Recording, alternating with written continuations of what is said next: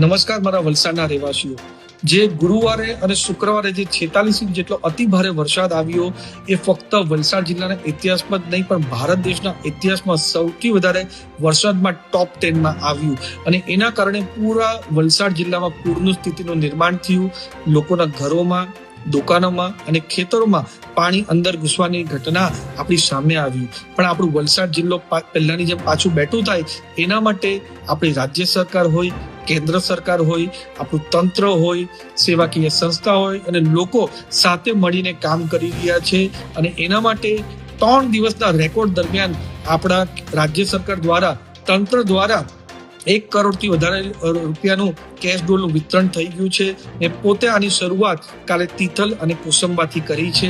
સાથે સાથે જે મૃતકો છે એમાંથી 4 મૃતકના પરિવારને 16 લાખ રૂપિયા પણ આપી દીધા છે અને વલસાડ જિલ્લાની અંદર 150 થી વધારે ટીમ કાર્યરત છે જે સર્વેની કામગીરી કરી રહી છે, ઘરોનું સર્વે કરી રહી છે, ખેતરોનું સર્વે કરી રહી છે। જે પશુપાલક હોય એ પશુ અગર એમના મરી ગયા હોય એમનું પણ સર્વે કરી રહી છે અને સાથે સાથે જે દુકાનોમાં નુકસાન થયું છે એનું પણ સર્વે કરી રહી છે। એટલે આપણું રાજ્ય સરકાર બધાને સહાયરૂપ બને એના માટે પૂરો પ્રયત્ન કરવાના છે।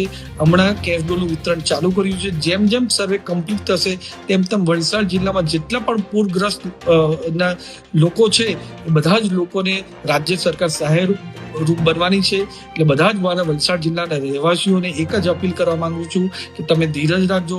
આપણા વલસાડ જિલ્લાનું તંત્ર, રાજ્ય સરકાર, કેન્દ્ર સરકાર બધા સાથે મળીને આપણું વલસાડ જિલ્લો પાછો કઈ રીતના બેઠું થાય એના માટે પૂરો પ્રયત્ન કરશું અને આપણો વલસાડ જિલ્લો એક ટીમ બનીને આપણો વલસાડ જિલ્લો પહેલાની જેમ ધમધમતો થાય એના માટે બધા સહિયારો